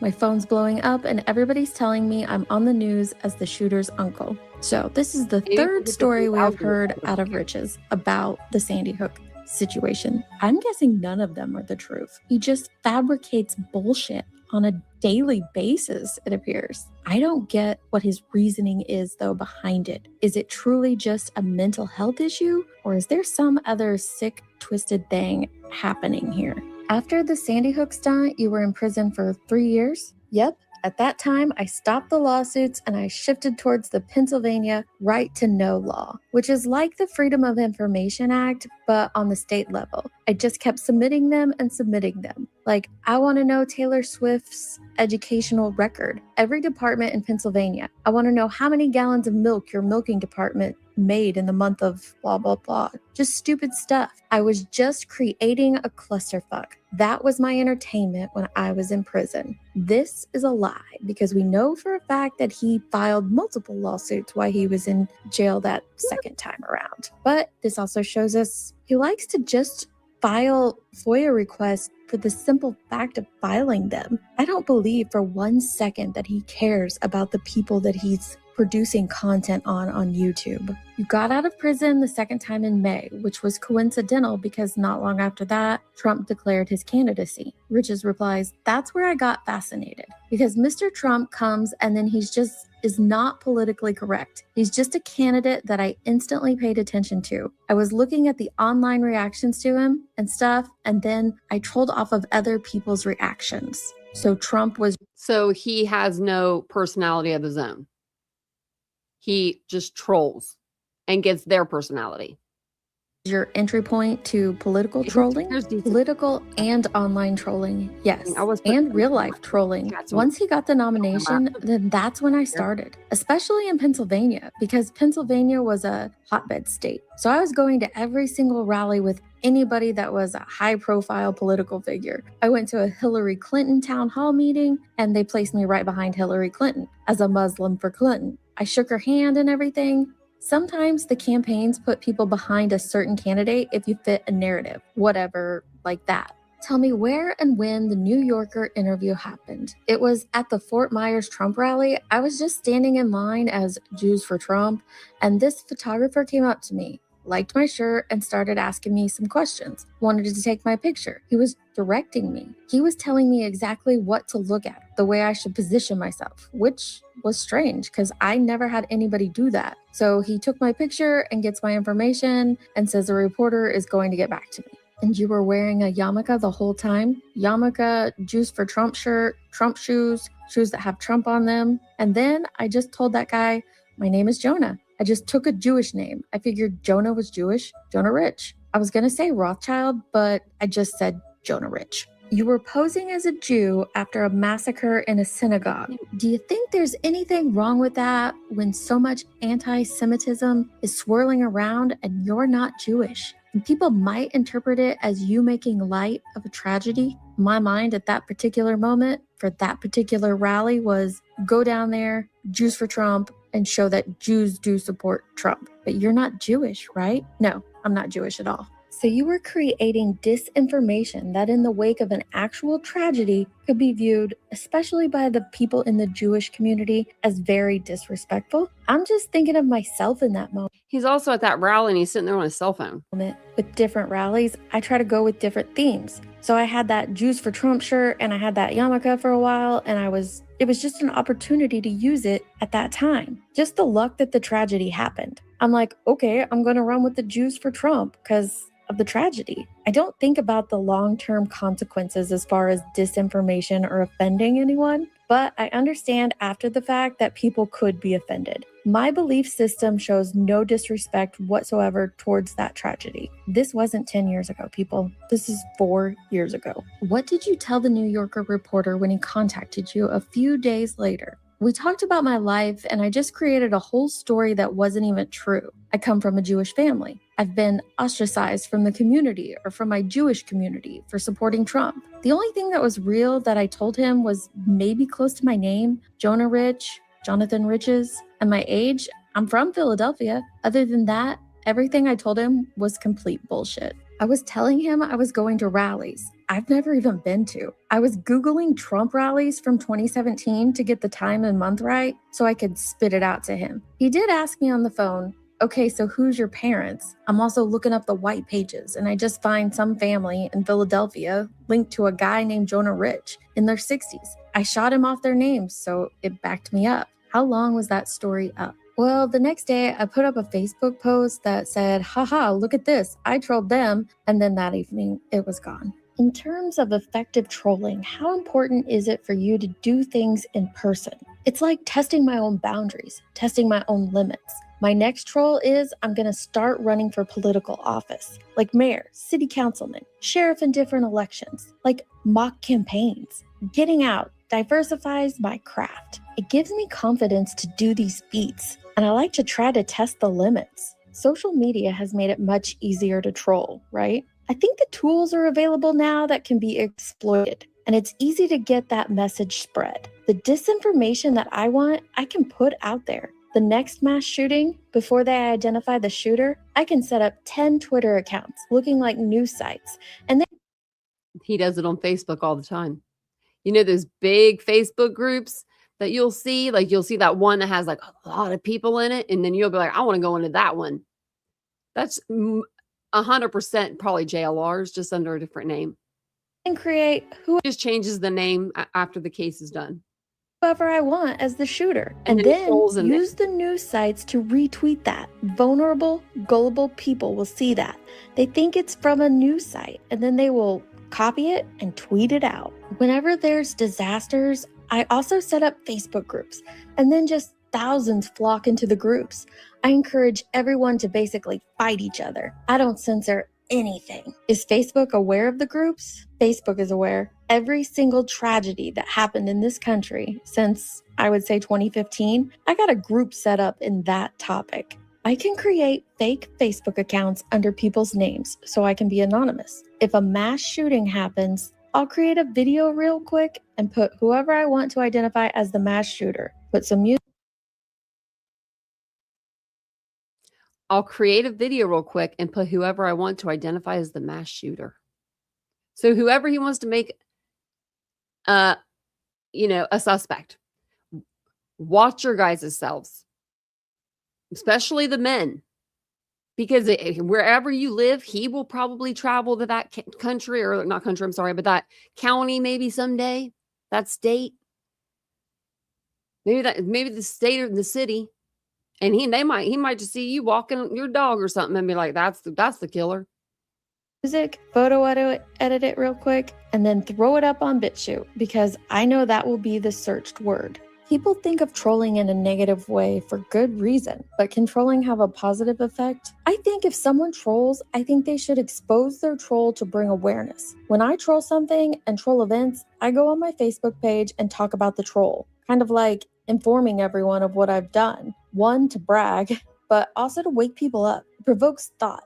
It plugs the loopholes. What do you believe underneath all this? Do you have any firm beliefs? Look at that. What are your politics? I'm just an atheist from a Christian family. I don't practice any religion. I don't hate anyone for their religion. I might pretend I belong to a religion, but not to disrespect it. What That's disrespectful just doing that.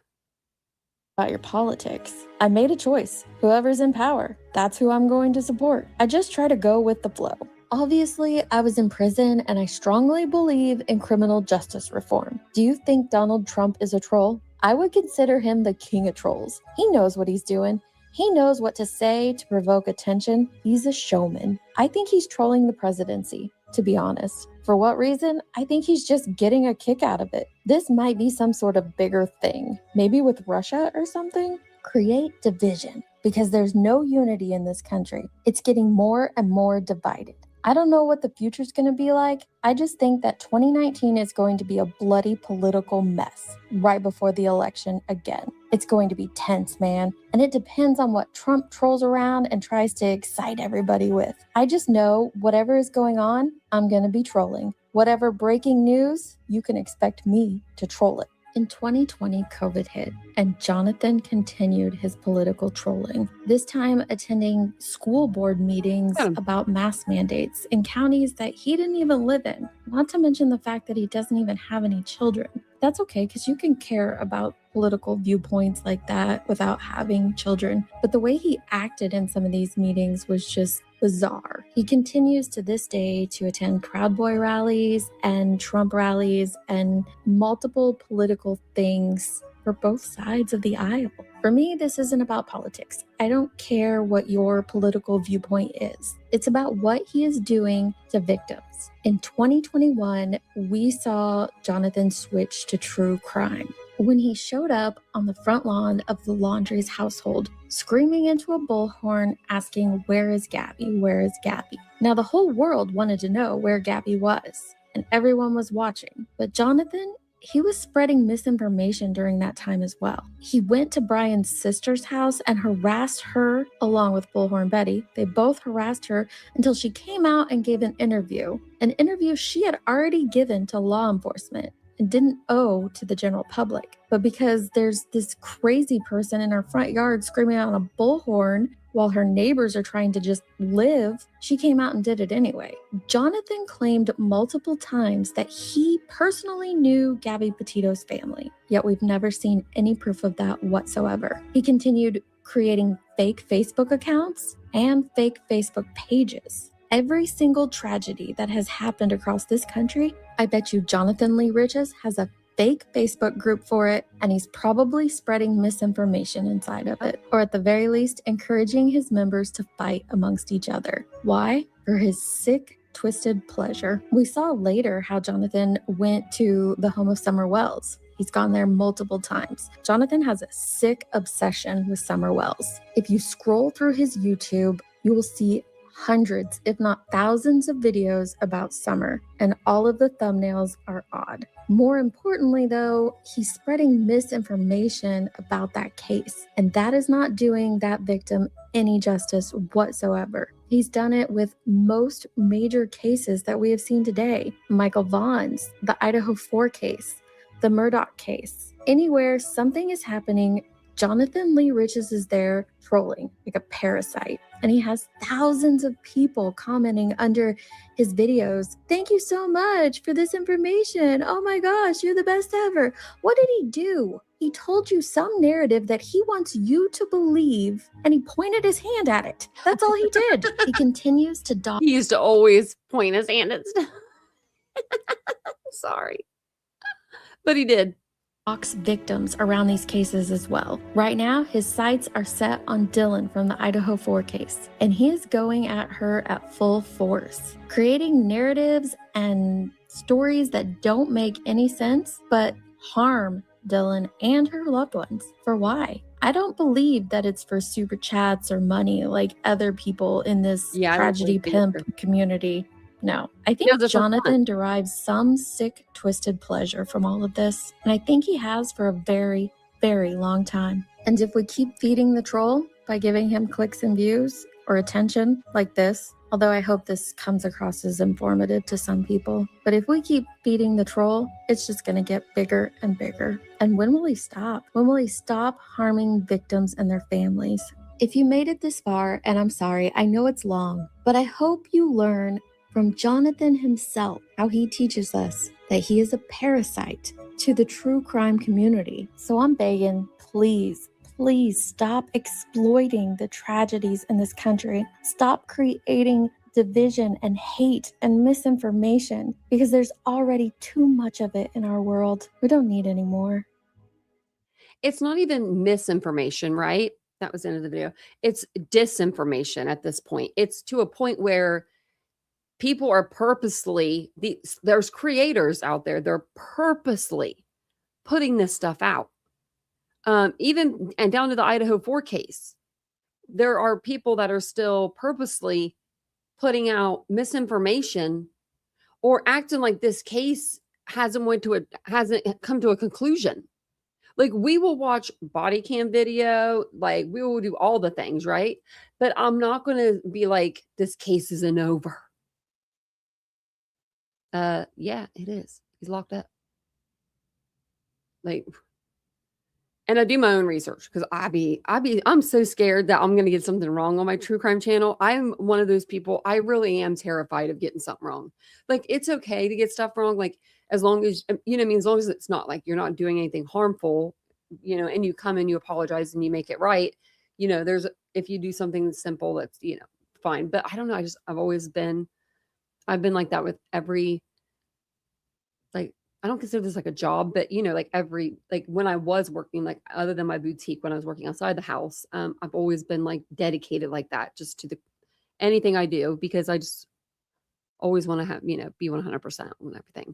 So if you guys didn't hear earlier, Nerdy Addict and White Boy Radio, creator on YouTube, they went to they live in Florida. So they went down near, not in front of or in, you know, anywhere near, but it was near, but it wasn't near. You know what I mean? It was like a quarter mile or so away from JLR's, and they held up signs on the street. That's all they did. They were live streaming. You could see everything that they did. They had a mannequin out there because they said it looked like JLR. Someone is trying to say that they were like trying to make it look like JLR was going to like kill himself or something. I think that was the duct tape for the mannequin to stay together. There's a lady on the X. They had to get the mannequin to stay together. Okay. So just calm your shit, you know, because JLR stands in front of homes all the time. What, Nancy Guthrie? Do you think Nancy Guthrie wants JLR up in her house like that? Like, standing in front of her house, just doing what? What has he done?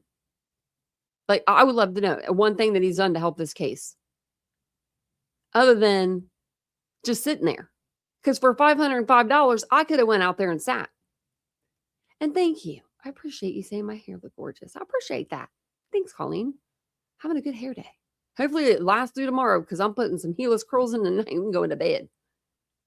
I don't think Tucson wants JLR either.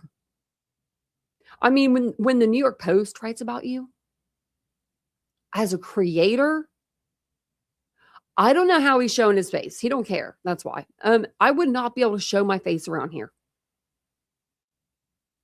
Hell no. I would be like devastated. Oh my God.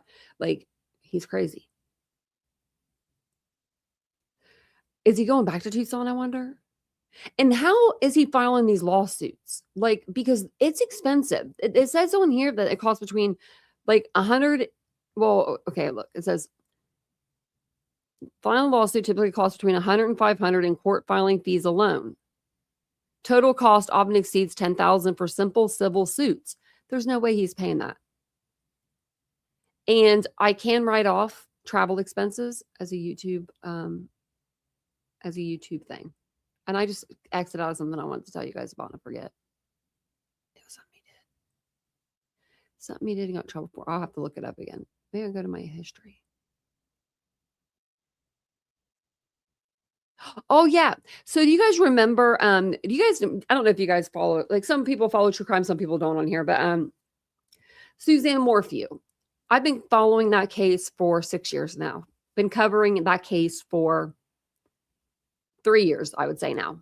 At least 3 years. Yeah, 3 years. Probably going to be, it was probably 3 years. Probably into my second year on YouTube.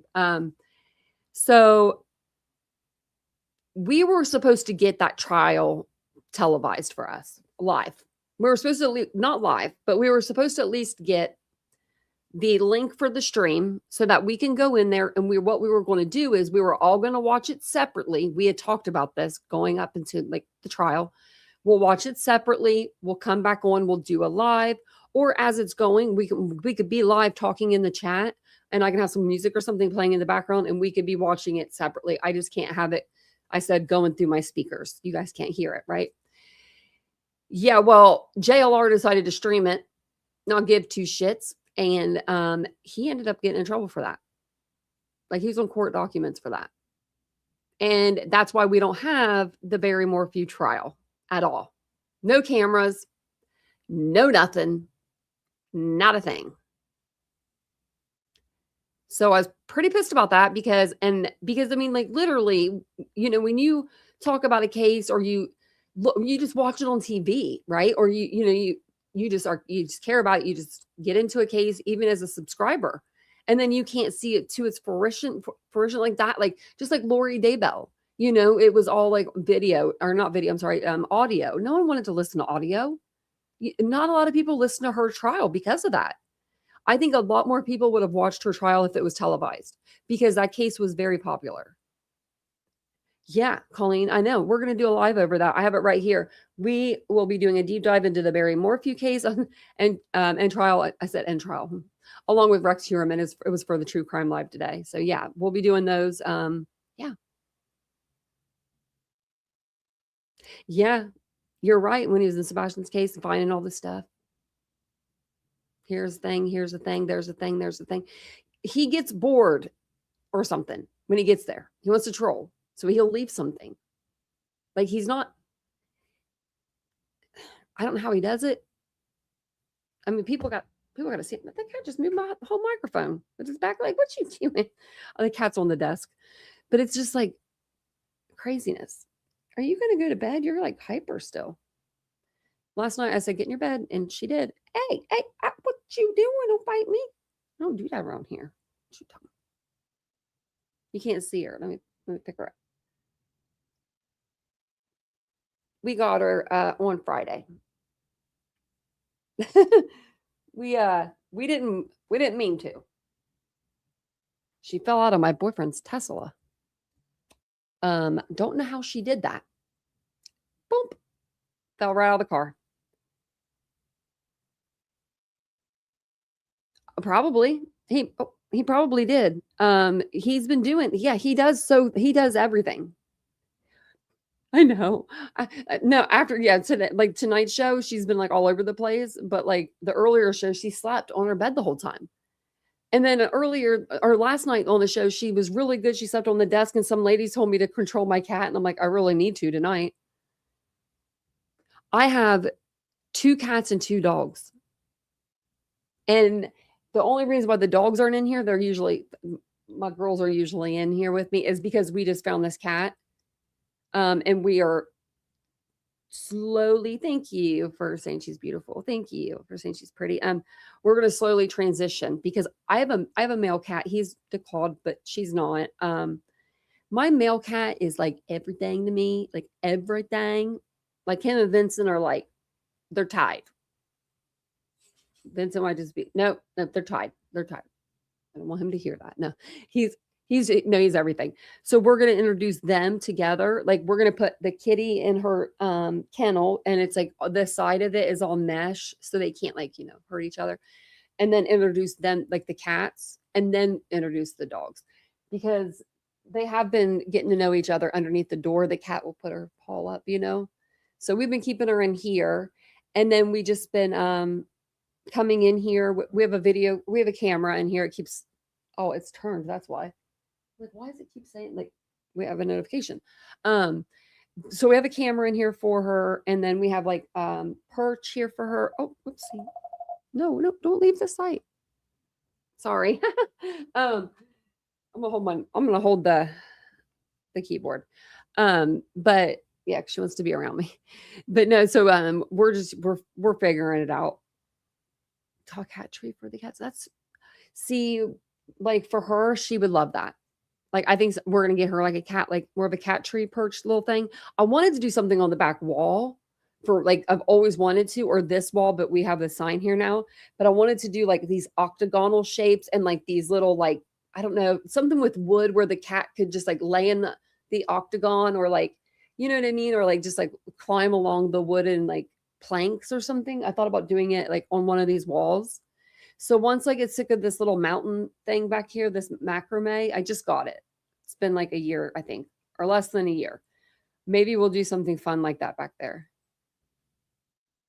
Because she has a lot of energy, and we're used to Rocky, and we thought Rocky had a lot of energy at 18, but he's not slow.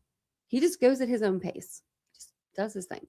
So if you guys wouldn't mind hitting the like button, that'd be great. I don't even know who all became new members tonight. I know Chroma Reels dropped 5 memberships in here. I dropped 5 memberships in here. Nate became a new member. So we got like 11 new members. That's great. That's awesome. I appreciate that. I appreciate you guys just hitting the like button, subscribing to the channel. We do talk about a little bit of everything on this channel. It's commentary. I do life vlogging. I do get ready with me's. If y'all didn't know, I'm 40. So, hitting that age where you got to hit the skincare, the makeup, we're hitting up all the things over here. So if you're interested in any of those things, subscribe to the channel. We do all kinds of stuff. We'll be doing a lot of commentary. We'll be doing creators that you guys know of. We'll do commentary on things that maybe creators that you guys never heard of, but I'll always try to make it as interesting as I possibly can. So thank you for being here tonight. I appreciate you guys so much. Oh, there's that cat. Where are you going now? She's going. She's going wherever she wants to go. She is running the show. Oh, before you guys leave, tomorrow, if you are into true crime, Caleb Flynn and Ashley Flynn, the guy that murdered his wife in Tip City, Ohio, and he's the American Idol singer, and he said, I didn't do it. Someone came in and did it. It was a home invasion, but it allegedly was really him. So he has a court hearing. He has 2 tomorrow. He has a motions hearing and then a pretrial conference. I will be there for those. It's at 9 o'clock tomorrow morning. I'm going to try to get there around 8:30, 8:45 to get there early. I may hop on for a quick live if I get there early enough. I have my microphones charging. That's why I was going to sit in my blue chair tonight, but I was like, no, I'm going to charge everything. I think I got everything packed and ready to go. So hopefully they'll let me take my laptop in there. I'm going to have it off. I don't see why they wouldn't, but I might leave it in the car just in case and just use my phone if I need to. Thank you so much. I appreciate it. So I'll be over there on Titanium Built. That's my sign. I'll be on Titanium Built doing all of the lives tomorrow, but make sure that you're subscribed over here. You're subscribed over there. And I appreciate you guys being here tonight, and I'll see you guys all tomorrow. Bye guys.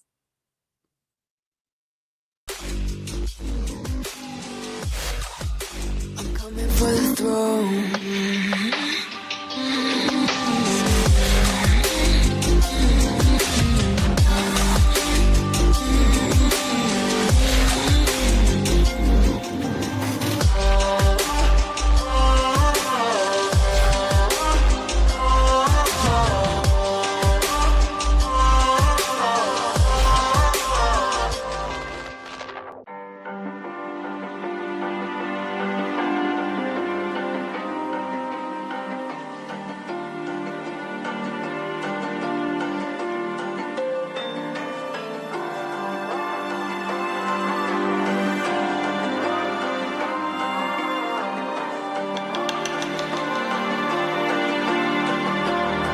So you wanna go to war with me?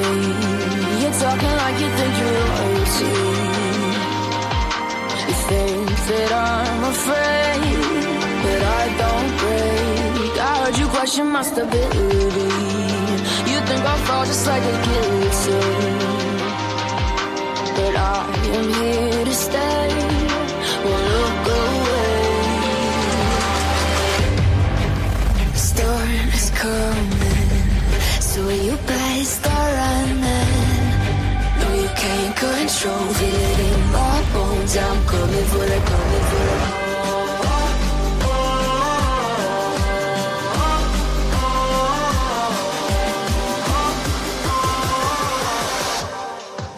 I'm coming for the throne.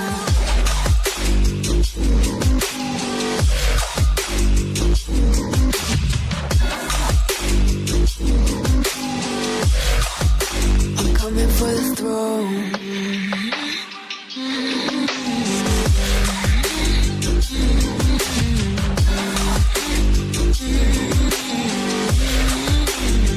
So you wanna be my enemy?